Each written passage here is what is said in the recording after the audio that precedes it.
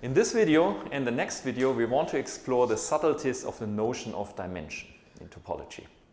And we start with a seemingly technical theorem, but this theorem will do the main work for us to prove the invariance of domain and the invariance of dimension. So in the following, H star will denote singular homology with coefficients in the integers.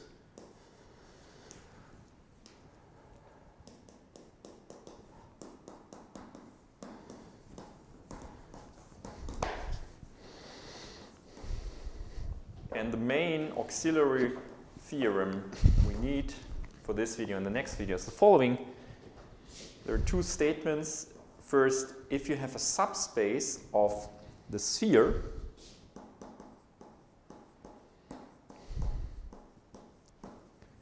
of the n-dimensional sphere, which is homeomorphic to dk,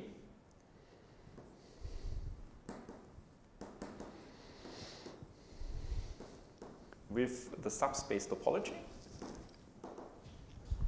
to the k disk for some k, could be 0 or bigger, then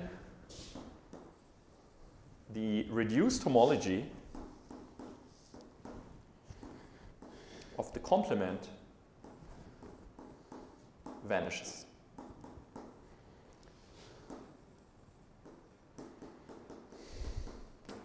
And it vanishes in all degrees.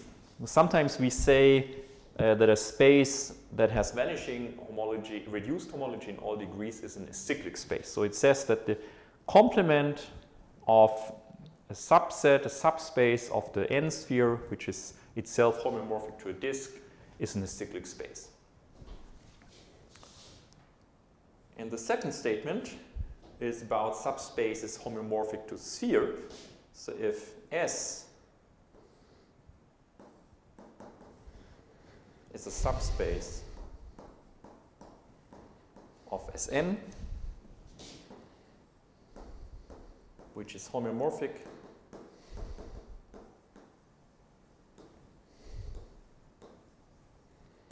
to a sphere, to Sk.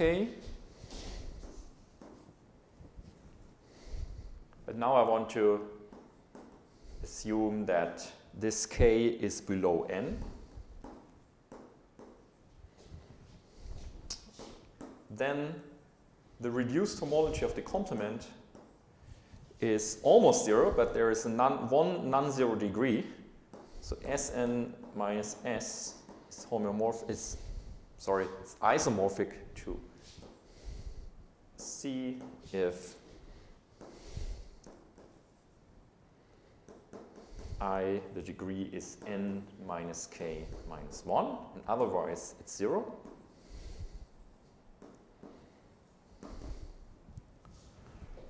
Right, so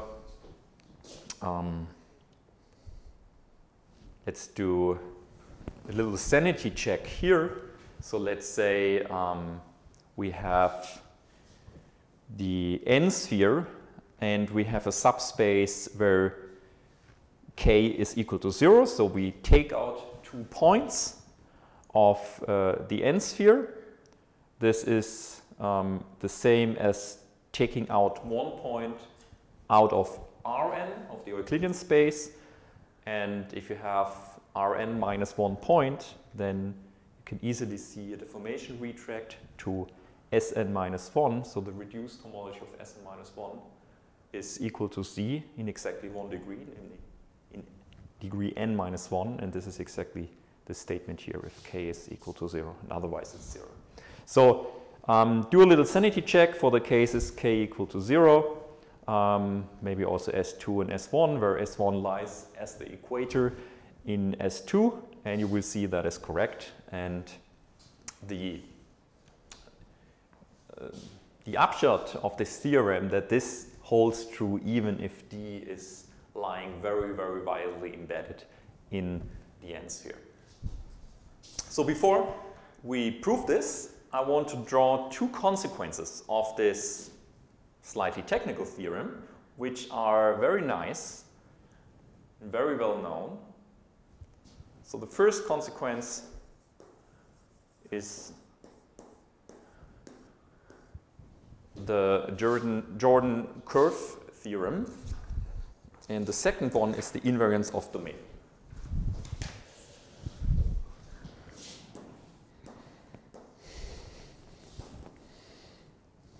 Curve.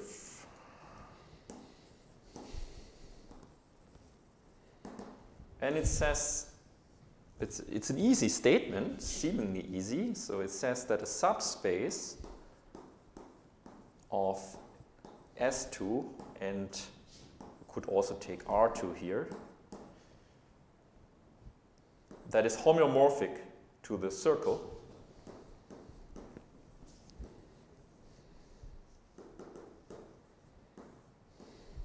separates the sphere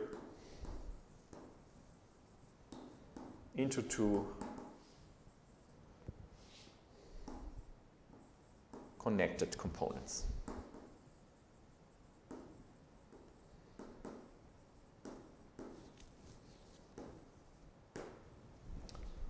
Okay, so why does this follow from the theorem above?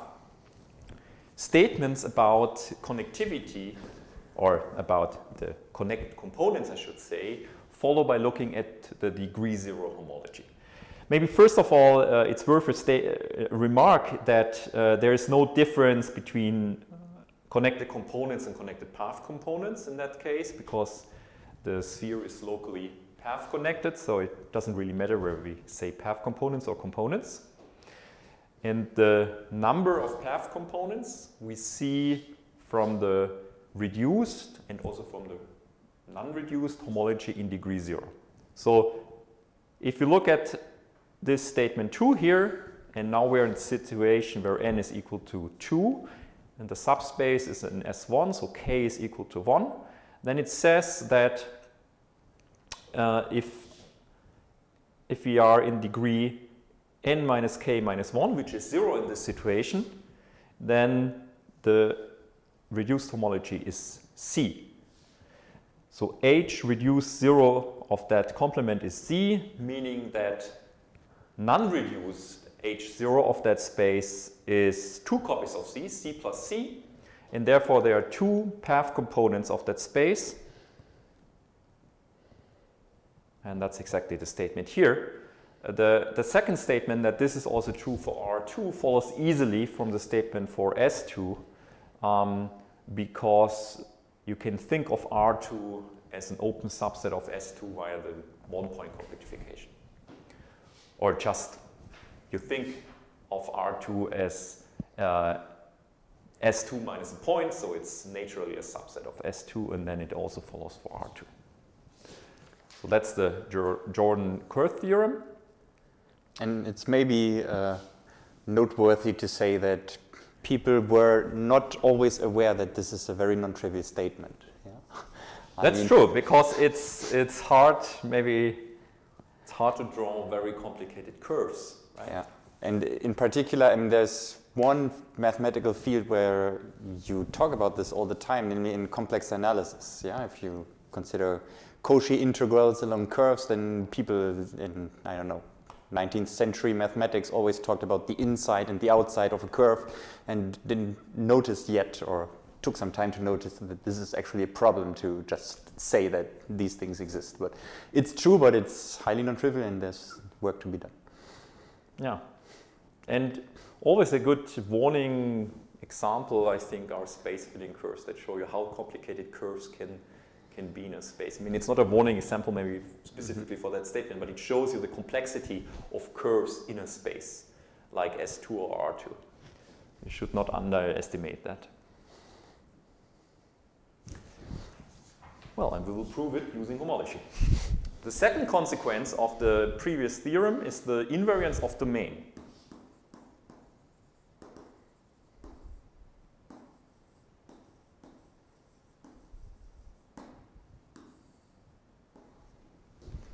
It says that if you have an injective map from an open subset in Rn to Rn, So if this is continuous and injective,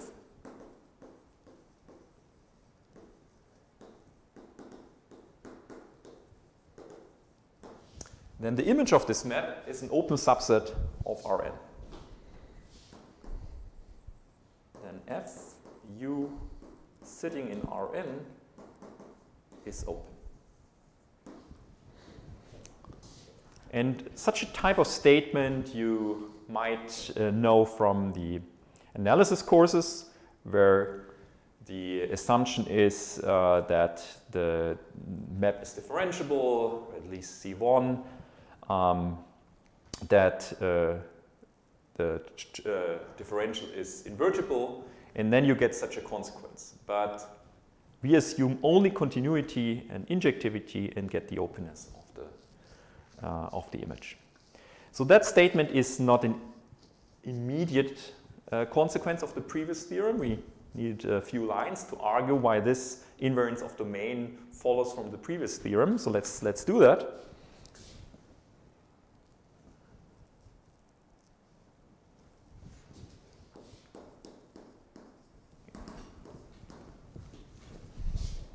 So let's call the image of U X, and I want to think of X not as a subspace of Rn, but I want to think of it as a subspace of Sn. Okay, so you might think of Sn as being the one-point compactification, or simply think of Rn as being Sn minus a point. And then we have a subspace of Sn to which our previous theorem applies. And what we have to show is that X is an open subspace of Sn. Right? If it's open in Sn, then it's also open as a subspace of Rn, because Rn is open in Sn. Okay, to prove that, we prove it locally. So we pick a point, an arbitrary point, little x in X, and want to find an open neighborhood around this little x in Sn. So let's draw the situation that we have. We have, let's say, some U here, this map F.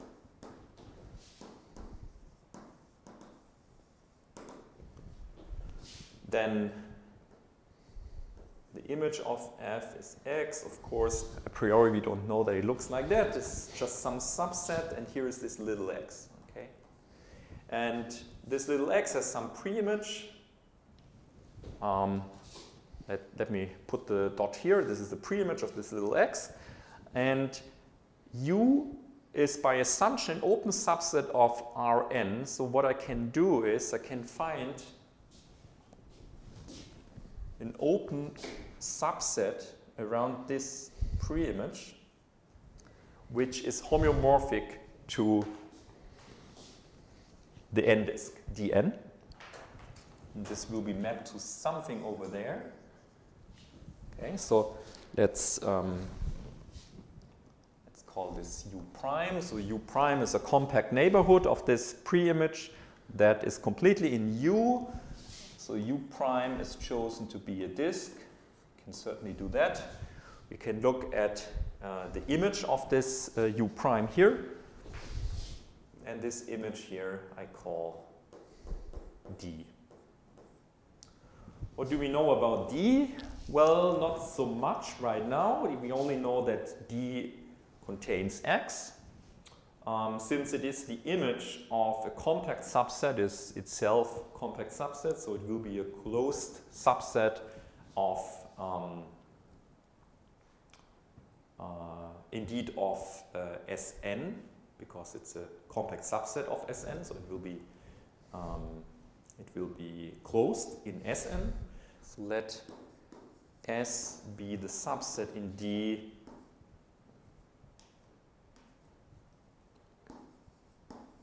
corresponding to Sn minus 1 under this homeomorphism.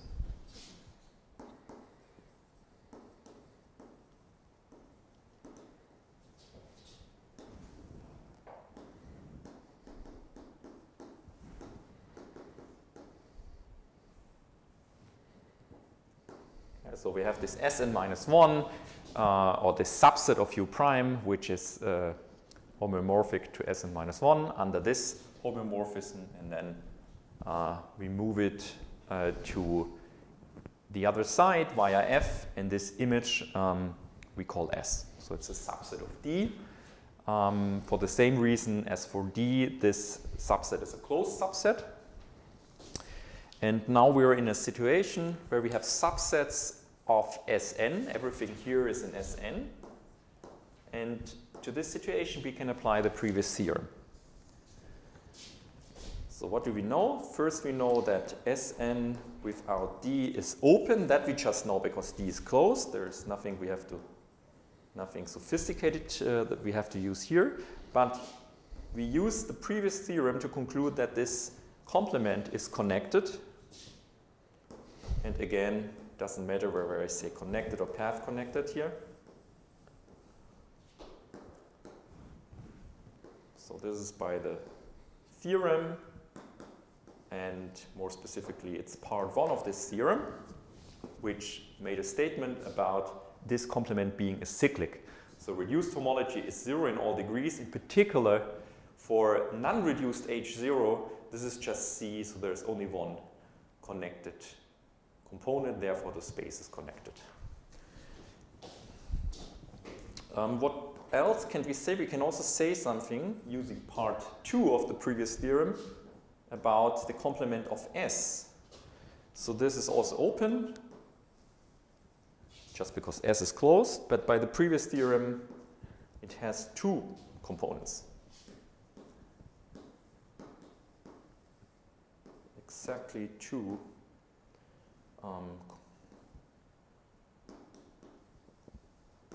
path connected components.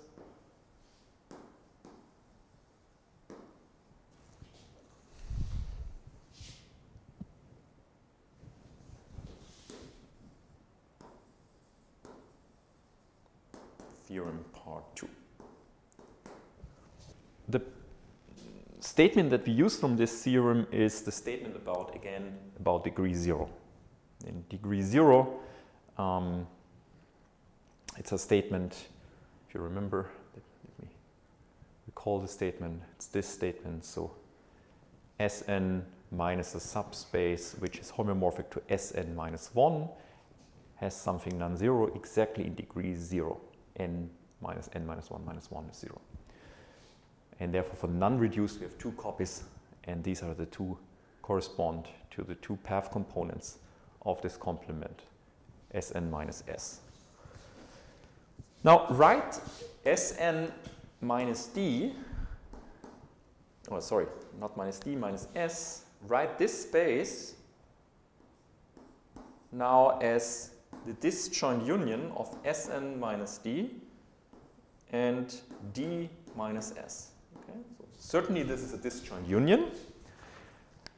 This space on the right here, D minus S, is homeomorphic to the open n-disk, so this is definitely connected. This space Sn minus D, we just argued that it's connected. It's actually open and connected. And therefore, since this space has 2 connected components, and we have this disjoint union of 2 connected sets, each of these connected sets has to lie in a connected component, and therefore these 2 sets are exactly the 2 connected components of the space. And from that we conclude that this set is automatically open. So that's a general statement about connected components that you might want to look up in the previous course or in any book on set theoretic topology, that if you have the connected components of a space, they're automatically closed because any closure of a connected set is again connected. So the connected components, the maximal connected sets are closed, but since we have a disjoint union of closed sets, then this is also open. And since we're in a locally path connected space, the connected components are also open. But that's a special situation of locally path connected spaces. In any case, the conclusion is that by identifying D minus S as a connected component of Sn minus S, we obtain that D minus S is open within Sn minus S. So therefore, this is open, but Sn minus the closed subset S is an open subset of Sn. Okay, maybe in 2 steps. So this is open, and therefore it is open as a subset of Sn. Remember, what is this D minus S case? So D was the image of U prime. D minus S was D minus the image of the boundary of this neighborhood. So D minus S is a set that contains X, and it is open. So we found an open neighborhood in Sn of this point little x, which completely lies within X. So therefore, we showed that the subspace X is open in Sn. So let me conclude. This is an open neighborhood of X, which also lies in big X, and this concludes the theorem. So we showed each point in the image set is an inner point. Yeah, that's why it's open. Each point in the image set is an inner point. That's the invariance of domain. So now, that was a little work, but now we do the hard work showing the theorem. Let's look again at the theorem. Okay, so we start with the first statement, and the proof will be an induction on the k here. If k is equal to 0, then D is just a point within Sn, and if I take out a point of the n sphere, I get R to the n up to homeomorphism, and R to the n is certainly in a cyclic space. So the induction base for k equals 0, this is already done. Let's write this down. First part A, by induction on k.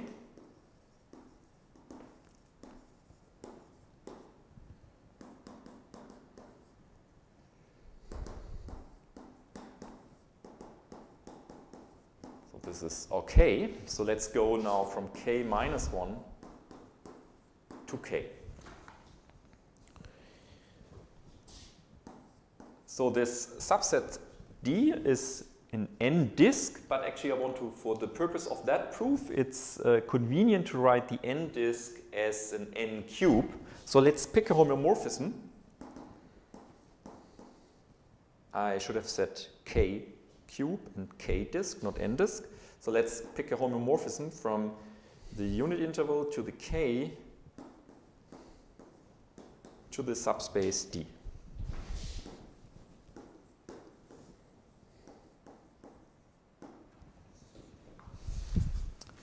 And I want to single out 2 subsets in Sn. The first one is, so these subsets are actually bigger than Sn minus D, which is the space we are interested in. The first subset is what we get if we remove from Sn the image of H 0, 1 to the k minus 1 times the half interval from 0 to 1/2. And similarly for B, we take the following complement.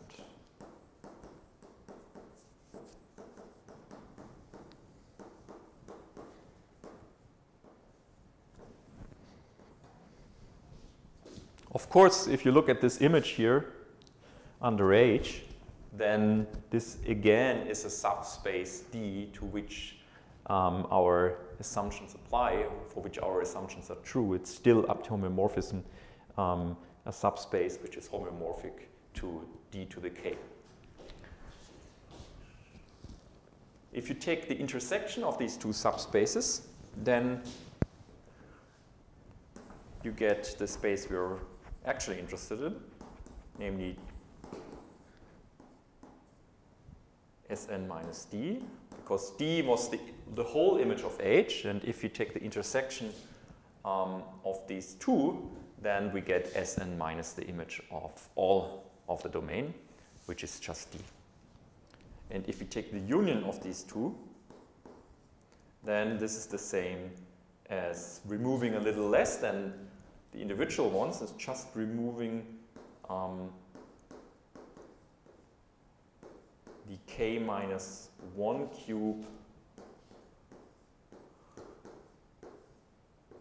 at the level 1/2. That's the union of the two. So by induction, we can say something about the union, because that space here is a space homomorphic to the k minus 1 disk, and by induction, this space is a cyclic. Let me just write H tilde star to indicate that it's 0 in all degrees. And these subspaces that we have here are complements of closed sets, so they're all open. So we are in a situation where we have an excisive triad to which we can apply Meyer-Vietoris. The Meyer-Vietoris sequence for these subsets A and B. So Meyer-Vietoris sequence, what does it do? It computes us the homology or relates the homology of the union to the homology of the individual pieces A and B and the homology of the intersection. Now, we also have a Meyer-Vietoris sequence if you put everywhere a tilde above and look at reduced homology. That's something we discussed. And this is what we do here. And then you see that one term in the Meyer-Vietoris sequence completely vanishes, namely the one of the union. And therefore, we get that this map in the Meyer-Vietoris sequence, which is somehow surrounded by zeros, is an isomorphism. And it's the map from the intersection A intersected B, which I write right away as Sn minus d, to the sum, so which sum? The sum of A and B, the homologies of A and B. Okay, so this is A intersected B, and this map in the Meyer-Vietoris sequence is an isomorphism now. We want to show that... And it's the sum we now remember, right? The sum of the two inclusions that induces this map, not the difference. No, it's the difference. Really? I thought actually, it doesn't matter. So it let's doesn't, say this map... I thought we had the sum, and then we corrected it to the difference, and then we and learned actually, that it... I don't remember, but... It doesn't matter, it's an isomorphism. Absolutely sure it doesn't matter. So I'm just saying mod sign, this map is induced by the inclusions. And you will see why it doesn't matter where we have a plus or minus one. But I might be wrong here. By the inclusions. All right. So what we want to show is that there are actually no homology classes here, no non-zero homology classes in the homology of Sn minus d. So by contradiction, let's assume we have one. There is a non-homologous I cycle in Sn minus d. So suppose by contradiction,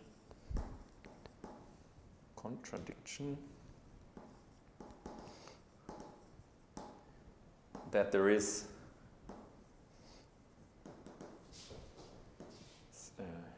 non-homologous, no, not non-homologous, I should say, that there is an I cycle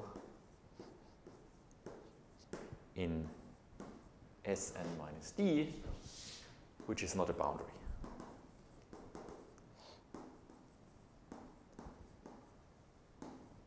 If you are in degree 0, then this I cycle should be in the appropriate chain group in the kernel of this augmentation map. Okay, so maybe you want to say something like reduced I cycle, but you can, in that sense, I want this to be understood in degree 0. So suppose we have something like that.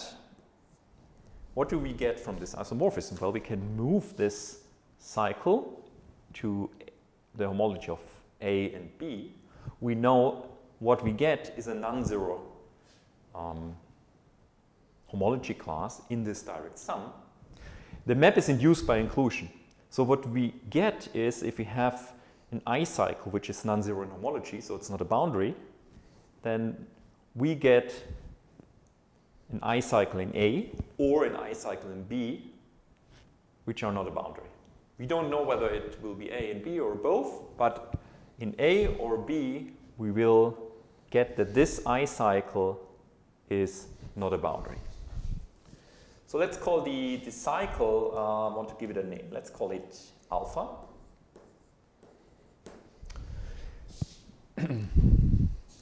And what I just said in words is we have this alpha, okay, this I cycle, which is not a boundary, as a cycle of Sn minus d. And since this is an isomorphism, we will get that alpha as a cycle now in A or B is not a boundary.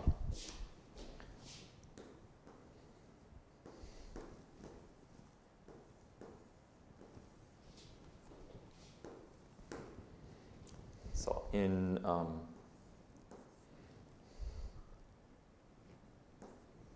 want to spell out what A was. A was the complement of this here.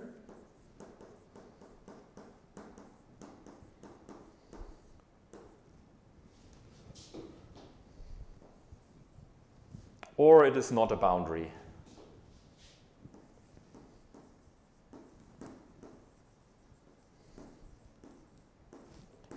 In B, which was Sn minus following.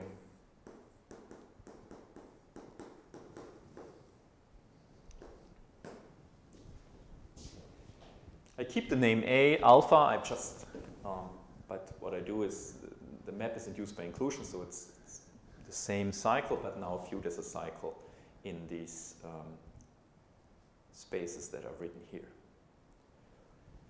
As I said before, this space here satisfies the assumptions we put on D. It's again something homeomorphic to a K cube. Therefore, we can repeat this argument.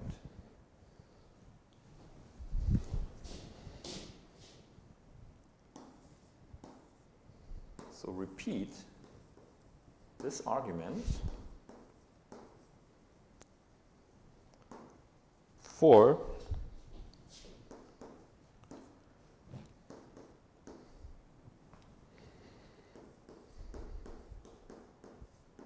this space D prime, or corresponding to whether alpha is on a boundary here or there, or D prime being the other space.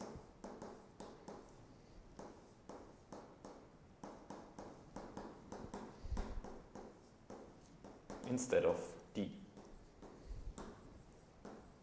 Okay, we can do that, repeat this argument over and over again, and what we get is a sequence of I cycles which are not boundary in the corresponding subspaces that arise from this. So let me write down the subspaces that arise from this repetition of argument. So we obtain a sequence of nested subintervals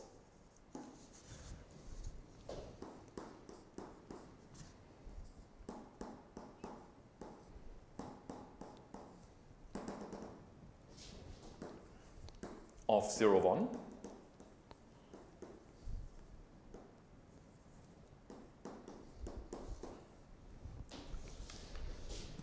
And of lengths, well, lengths 2 minus 1, 2 minus 2, 2 minus 3, and so on. Okay, so what would be the first interval? The first interval would be either, depending on which situation we're in, would be either 0, 1/2 or would be 1/2, 1. Since they're nested and the lengths go to 0, they have an intersection in exactly one point. So with intersection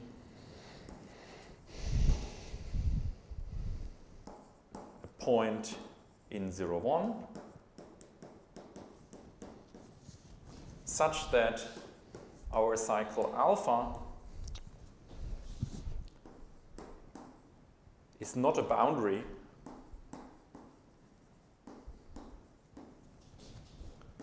in Sn minus h, whatever we get from ik. Not put k here, I want to put m here for all m. Okay, again, the very first situation, the first interval I1 would be either 0, 1/2 or would be 1/2, 1, depending on in which situation we are, depending on where alpha is not a boundary. And the second statement I want to make is that alpha is not a boundary in all these complements, but alpha is a boundary as a cycle in the complement of h applied to 0, 1, k minus 1 times this point p. So alpha is a boundary for a I+1 chain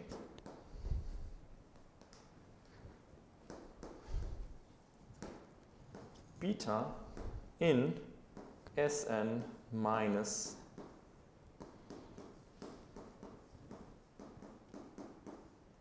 this k minus 1 cube at level p.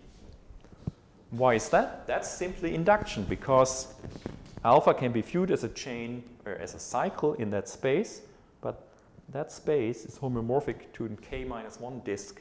Therefore, we know what we get is in the cyclic space, and therefore it is a boundary. So this is my induction.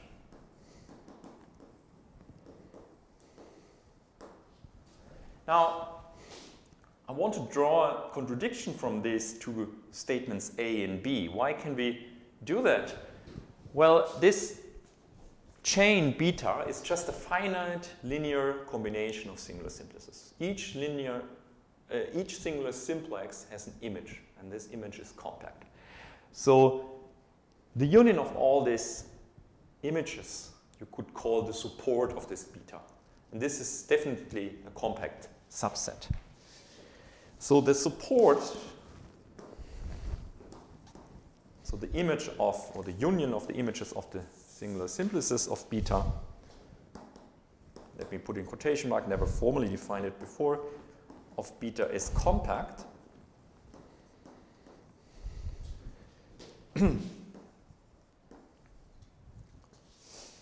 And, well, it lies in that subset, but this subset here is covered by all these subsets. So, and is covered by the family of the subsets that are mentioned here in point A.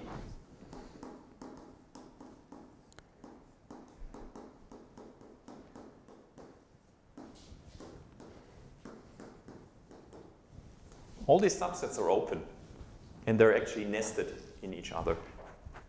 And since the support is compact, there has to be one of these subsets that completely contains the support of beta. So beta is a chain, an I+1 chain in one of these subsets, but that contradicts A, and therefore we get a contradiction in total.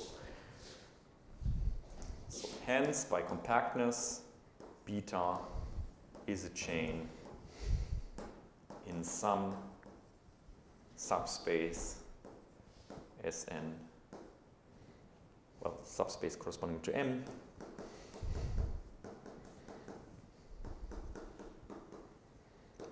contradicting A, and therefore contradicting the assumption that there is a non-zero homology class at all. Right, so this shows the first statement of the theorem. The second statement will now be a bit easier. Let's remind ourselves what the second statement was. This was about the complement of a subspace homeomorphic to a sphere. So here it is, the theorem. We have a subspace which is homomorphic to Sk for a k which is smaller than n, and then the reduced homology has only one degree in which it's non-zero and isomorphic to C. In all the others, it's zero. So let's show the second statement. And it again will be an induction on the K.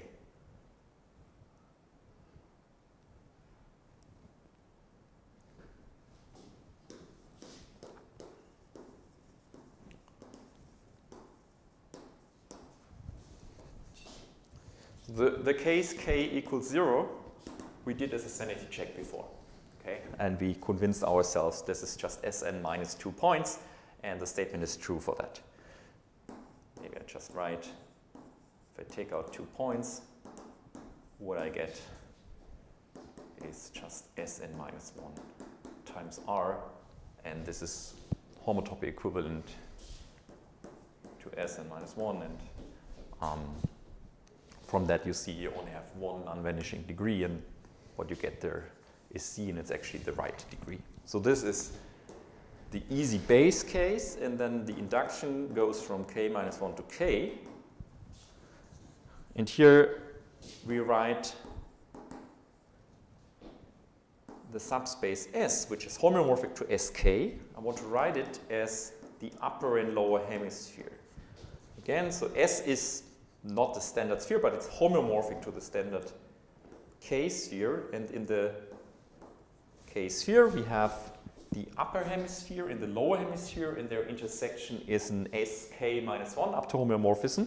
And therefore, transporting from the standard situation everything to S, we can write S as a union of two subsets with the property that di is homomorphic to dk, and the intersection corresponds to the equator, so it's homomorphic to Sk minus 1. We can do that and hope to apply Mayer-Weber-Torres in that situation.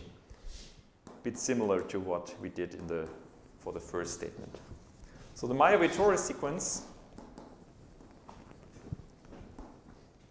is applied to the complements. So to the first space would be Sn minus d1, B is Sn minus d2, and the intersection is the space we're looking for. It's Sn minus S, and the union is Sn minus this intersection, which was corresponded to this equator. So this is, here I just write the intersection. But this intersection was an Sk minus 1. So again, this is the space we're interested in. Okay? These two spaces we know by the first statement of the theorem, because these are just complements of spaces homomorphic to a disk. So these two spaces by part 1 are or have zero reduced homology.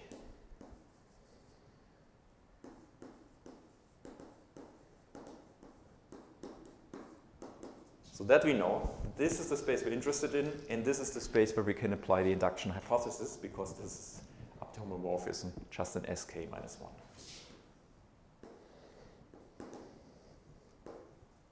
And that should help, because all pieces except this one here, which we're interested in, are known in the Mayer-Weber-Torres sequence. Now, they're not only known, but these two pieces here vanish.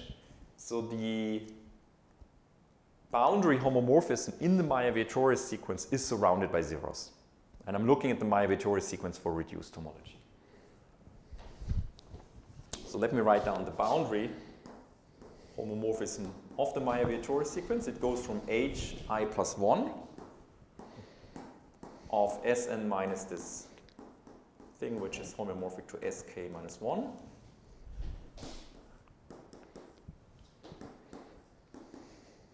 To Sn minus S.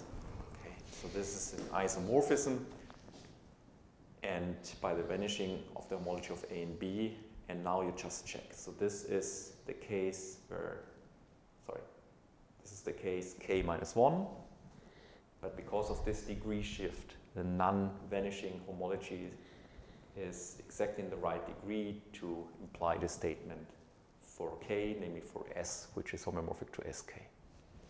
And that shows part 2 of the theorem.